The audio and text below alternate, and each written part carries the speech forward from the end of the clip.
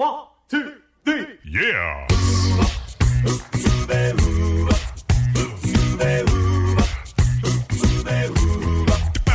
Hello and welcome to Uncovered A Cappella. I'm your host, Brian Michaels. This is the premier a cappella podcast featuring only originals, no cover tunes. So sit back, relax, and enjoy the show. Here's Uncovered A Cappella.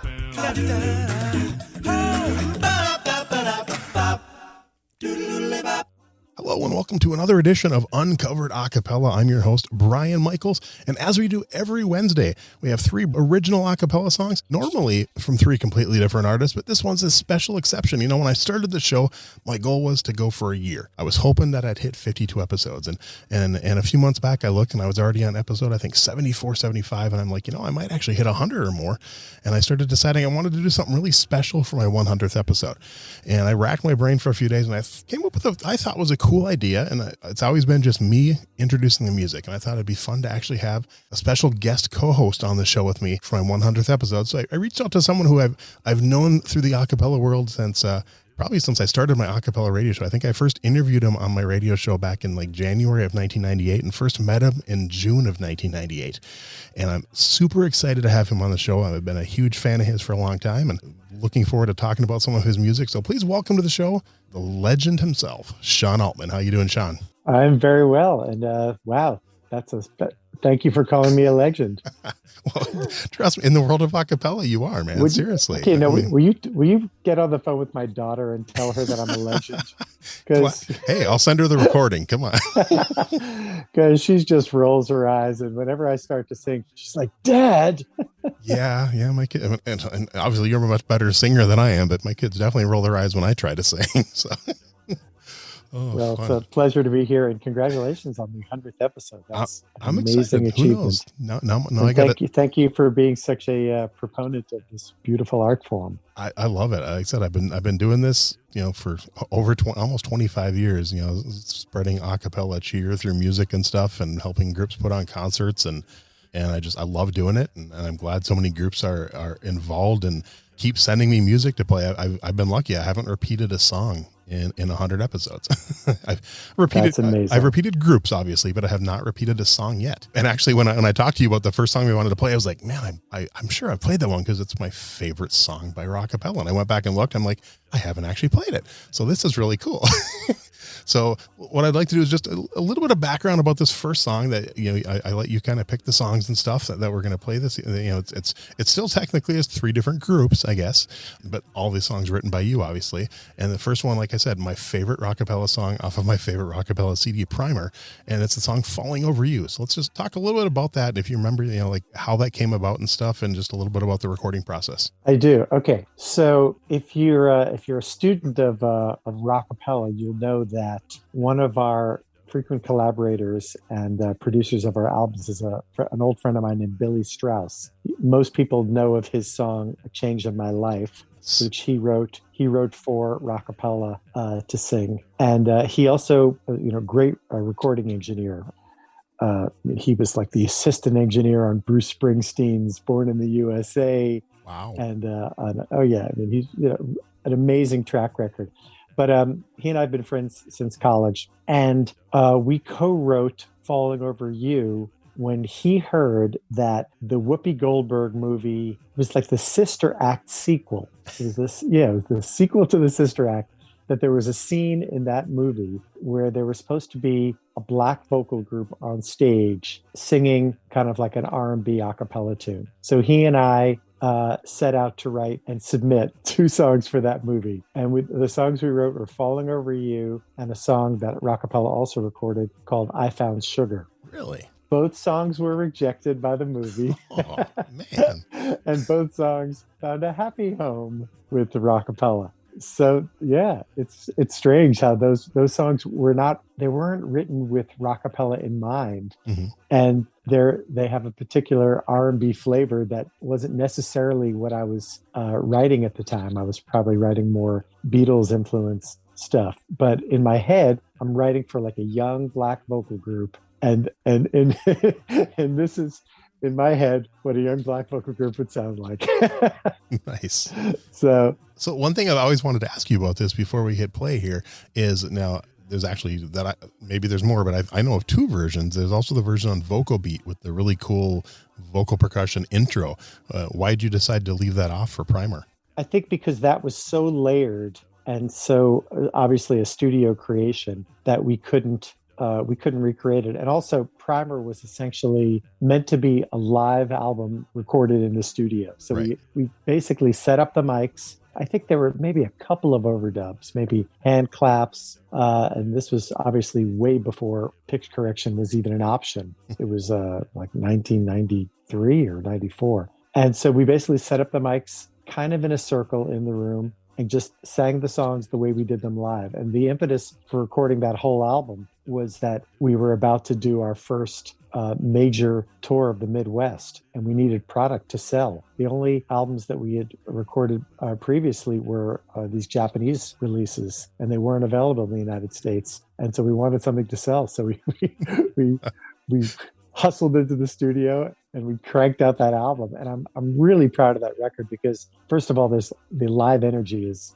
great. And it also is an amazing snapshot of how well rehearsed we were, that we could pretty much record that thing in one day.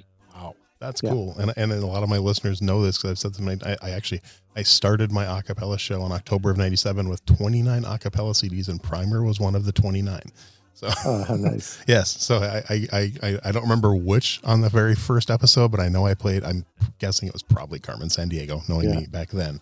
But yeah, no. So it's, like I said, it's for over 20 years been one of my favorite Rockapella CDs. So that version of Falling Over You, I think, is much more exciting than the studio version. And also that version of Where in the World is Carmen Sandiego is a lot more exciting than the studio version also. Oh, agreed. I mean, this is, so you're capturing a group that has at that point sung those songs in concert, hundreds of times and knows them really well. I've heard many people say still to this day that Primer is the best a cappella CD ever recorded. Oh, that's I've really heard nice. so many people say that. And I probably, I mean, if I don't agree completely, it's definitely in the top 3 or 4. I mean, for sure, but it definitely might be number 1. I mean, it's perfection from beginning to end. Oh, that you're very kind. I mean, it's got some warts and some pimples, but it's live. That's right. That's the beauty of it. Cool. Well, let's listen to this one. Here's Rockapella from Primer with Falling Over You. 1, 2, 3. Yeah. I made up my mind and wasting no more time. But I made up my mind, I'm falling over you. Come on. Ooh, yeah. I've been playing schoolboy, fishing funny schoolboy games. Got to run high, got to run high. Oh, but I've been to the river, seen water turn to sweet red wine. Open up eyes, open up eyes. Oh, now I throw the book in yesterday, and I got just one thing to say. Hey, I made up my mind, ain't wasting no more time. I made up my mind, I'm falling over you. Oh, girl, might have bust my world, just faking my way through. Yeah, I made up my mind, I'm falling over you. Come on. Seven busy Mondays, so no one had himself enough. It ain't the overnight, it ain't the overnight. I've been looking busy, gonna find the monkey from my door. You did it right, yep, and did it right. Now I burn the book of yesterday. I got just one thing to say. I made up my mind, ain't wasting all my time. Oh, no. I made up my mind, I'm falling over you. Oh, babe, might have bust my world, hey, just faking my way through. Yeah, but I made up my mind, I'm falling over you. Come on, shoot it up. Oh, shoot it up. Shoot it up. Oh, shoot it up. Baby, hold it like a baby. I was a selfish thing. Your baby was buzzing, girl. And I think the pleasure stays. Shoot it, oh, feed me your love is so fine. Hey, I made up my mind, ain't wasting no more time. But I made up my mind, I'm falling over you. Oh yeah, might have bust my world, hey, just faking my way through. But I made up my mind, I'm falling over you. Come on, come on. I made up my mind. Ain't wasting no more time. Oh, but I made up my mind. I'm falling over you. I'm bad. Might have bust my world. Just faking my way through. I made up my mind. I'm falling over you. Come on, come on. I made up my mind. I'm falling over you. I made up my mind. I'm falling over you. And that was Falling Over You by Rockapella off the Primer CD with our special guest, Sean Altman, the man who wrote that first song and every song we're going to play on today's episode. So next one we're going to talk about is off of Sean's first solo CD, and it's a song, Julie Gone. Let's talk about that one, Sean. So I wrote that song probably a year before I left Rockapella. So it must have been around 1996. Definitely a song of heartbreak, not written about someone named Julie, probably mostly written about my ex-wife, whose name was not Julie. But, you know, on that first album, on my first solo album, Sean Altman, there's a lot of songs with women's names, and they're all essentially euphemisms for my ex-wife, because I was going through a period of heartbreak, but it actually ended up being the most fertile creative period of my career, probably because of that. So I believe that Rockapella performed Julie Gone once at the Bottom Line. Okay. And had I stayed in the group, I believe we probably would have recorded the song. But I left the group, and also the song may not have gone over that well. I think it was, but I have a recollection of performing it once at the Bottom Line with the group. And then we probably went off and did some other touring, and, you know, originals are tricky. Right. To at that point, everybody in the group was doing a lot of writing. And so I think maybe that song wasn't going to stick. But I loved the recording. Jeff Thatcher of Rockapella he did the drums. But I essentially wrote a lot of those songs while Rockapella was back and forth going to Japan. And I remember recording Jeff doing those drums in a hotel room in Japan on my tiny little 4-track Porta Studio. It was like a Fostex 4-track. Yeah. And all of the songs on that album, Sean Altman, were recorded with a Shure SM58 vocal mic, which is the workhorse vocal mic, but it's not a studio mic at all. No, it's a stage mic. Yeah. It's a stage mic. Wow. It's a stage mic that, you know, cost $100 back then, and you can still get it for $100. Yep. So because it was recorded, I think the final version is 8 tracks, but I was doing a lot of overdubs on a 4-track. So there's a bunch of bouncing that happened, you know, where you have to blend several tracks into one to make room for more tracks. So on all those songs, and especially that one, there's a lot of vocal effects like reverbs and delays that I printed while recording them. There wasn't the option of putting them on after. I had to make the decision, okay, I want a lot of reverb on this, so I'm just going to commit to it right now. And it went down on tape with that. So that's great. That kind of makes it all the more remarkable that it doesn't sound like a total pile of mush. But yeah, I like that song a lot. Particularly like the bridge, which just goes somewhere really different, which I think is what a bridge should do in a pop song. It should take you somewhere else. And then when you come back to the verse and the chorus, you're like, I'm back home. Nice. But very proud of this. Yeah. Very cool. Well, hey, let's listen to this one from Sean Altman. Here's Julie Gone. Julie, Julie, Julie, Julie, Julie, no matter Julie gone. I guess I'm happy to be duping strangers. I got a mind workshop in the sun. I guess I'm happy to be flipping burgers hot off the roof from my car to the bun. I guess I'm better than a lousy animal. Some kind of critter crawled out of the lawn. But when I look of old times, I think I'm fine. I guess I'm happy that Julie's gone. I guess I'm happy that Julie's gone. Julie gone.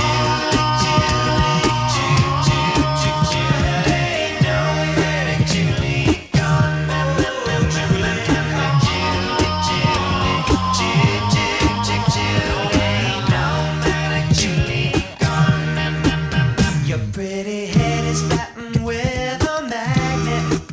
You'll never break away from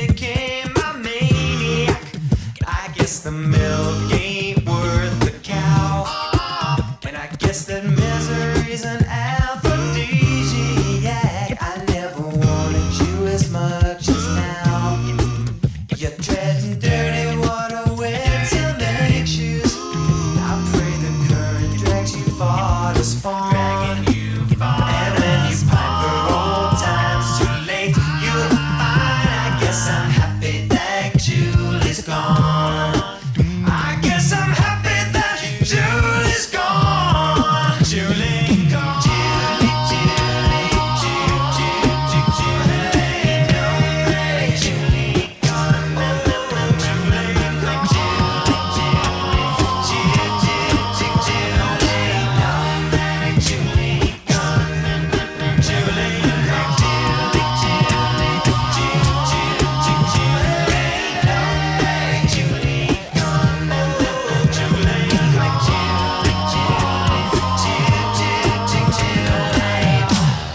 Off of his first solo CD, Shondemonium, that's Sean Altman with Julie Gone.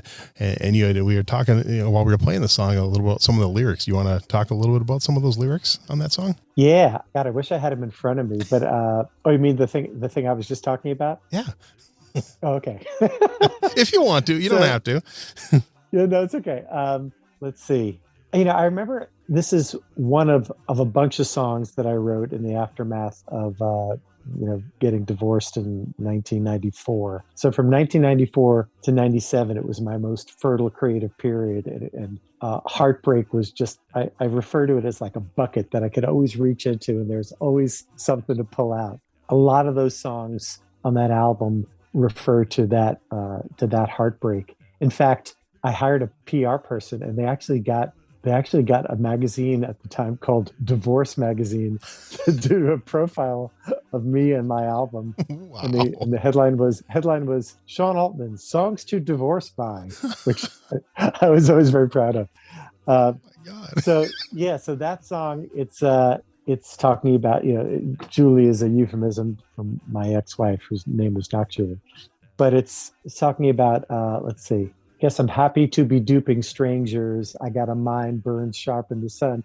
The idea that I was outwardly I was presenting as happy, but I was just crushed inside. So I was almost like putting on a happy smiley face while just going through utter hell. And then my favorite lyric is second verse. Your pretty head is flattened with a magnet. You'll never break away from my fridge. Now you can watch me fatten and call the dragnet out. I'll be the jumper weighing down the bridge. So not only am I particularly proud of the internal rhyming, but just the image of me having a photo of my ex affixed to my refrigerator with a magnet, basically so that her photo can body shame me every time I come close to my refrigerator. Wow. So I'm particularly proud of that image because it's emotional, but I think people can relate to it. That's hot. I love it. So, I love the stories behind music. Yeah. And I love the bridge. Musically, I love that bridge because it takes you away to a different place. And then when you come back to the last verse, it's like you're home again. And also, I love the line. Yeah, I guess that misery's an aphrodisiac. I never wanted you as much as now. I think that's a really good line. I really like that. That's cool. And you mentioned like you're home again, which kind of brings us to our third song of the show from your group, the GrooveBarbers, and the song My Home. Let's talk a little bit about that one. That song, I wrote that particularly for the Where in the World is Carmen Sandiego album. And I wrote it with my friend David Yazbek, and he and I also wrote the Carmen Sandiego theme song together. And we wrote a song called Everything to Me together. But My Home was particularly written with the idea that we would try to get the Persuasions on Rockapella to do it as a duet on the Carmen Sandiego album. And they agreed, and we were thrilled because the Persuasions were my and Rockapella's heroes. So even though all of the Persuasions were not available for that original recording session for that version, it was Jerry Lawson, the lead singer, Jimmy Hayes, the bass singer, and I guess it was J. Otis Washington. I think Sweet Joe Russell was not available that day. So 3 of the 4 Persuasions recorded this duet in the studio with Rockapella. So Rockapella's bass, Barry Carl, was trading off with Jimmy Hayes, and I was trading off solo portions with Jerry Lawson, who's my idol. So I was thrilled. But then Rockapella recorded our own studio versions on the Primer album, which was kind of a live version. And then we also recorded a little bit more slick double track studio version on Voco Beat, which is Rockapella's album of all originals. But my favorite version of the song is the GrooveBarbers version, which is the one you're about to play from the GrooveBarbers album Guts. And I think it's because having recorded the song so many times, I was determined that the last one was going to be the best one. You always want to feel like you're getting better and not getting worse. So I like my vocal performance the best, and I just Jeff Thatcher mixed it, and I think he did a really beautiful job. And I'm most proud of that version. So I'm honored that you're playing it. Nice. And it's one of my favorite songs. And once again, wrote it with my good friend David Yazbek. Cool. Well, hopefully it'll be the listener's favorite song too once we play it. Here is off of the Guts CD by the GrooveBarbers, the song "My Home." Is it the sky today, the way that the wind's pushing the clouds, or is it the late day sun stretching the shadows over the ground that brings on these memories of people and places that I've never seen, and voices so strange and so sweet asking me softly, where is my home? Oh, where is my home? Oh, yeah. And what makes this person me? Is it the little town where I was born? Or maybe it's history, the faces of family that I've never known. Somewhere across the sea, well, my great-grandmother, she left long ago under a cold, crying moon, looking for something. Where is my home? Oh, where is my home? Oh, yeah. Where is my home? Home. Where is my home? My home. Where is my home? The walls of a city painted with promises and words so unkind. Where is my home? The trees of a country where autumn came suddenly that I'll never find. Yeah, yeah. But then there's your face, my dear, and I know I'll never be walking alone. The love in your eyes makes it clear, telling me softly, this is my home, home, home. Oh, yeah, it's my home. Oh, yeah, this is my home, my home. Yeah, it's my home, my home. This is my home, my home. This is my home. Ooh. This is my home, my home. Yeah, it's my home. Yeah, it's my home.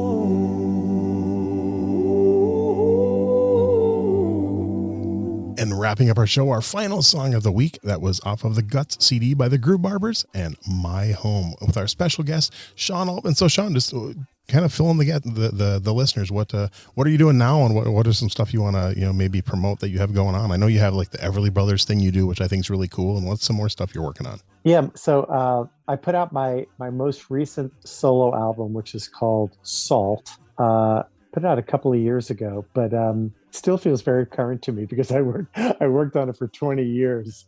So the fact that I put it out right before pandemic, very proud of that. Also, for fans of Rockapella, there are band versions of two of my favorite Rockapella songs: "Follow Me to Heaven" and actually no, three: "Follow Me to Heaven," "My Home," and "Come My Way."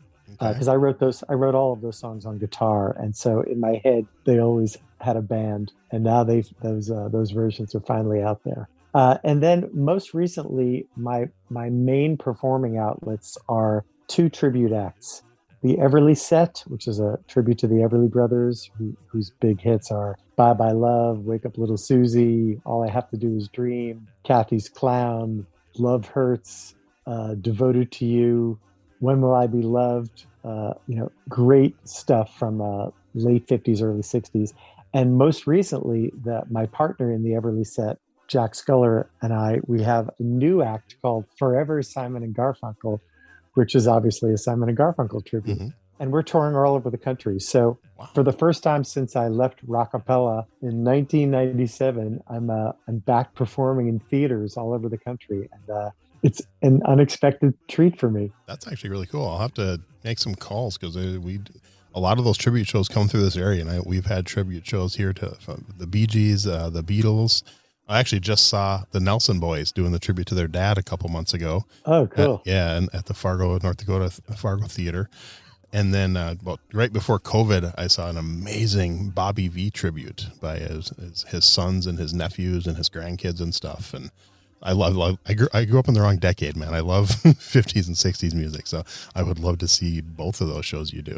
I'll make sure I have like links to all your stuff, your websites and your social media and stuff. We'll put it in the show notes before this episode comes out and make sure people can follow you and everything. But I just want to thank you, man. I'm so glad we got to do this. I know we talked about it for a few months and glad we were finally able to lock in a time to do it. And it's been fun hearing about these songs and stuff. And I love listening to them, and your stuff and Rockapella stuff and stuff here, it will always be a part of my show as long as I'm doing it, because it's you guys were there at the beginning when I started the show, and hopefully you'll be part of it as long as I'm doing it. So well, once again, thank you for promoting this strange and wonderful art form that we do. It's an honor to talk to you, and thanks for playing my song. 1, 2, 3, yeah.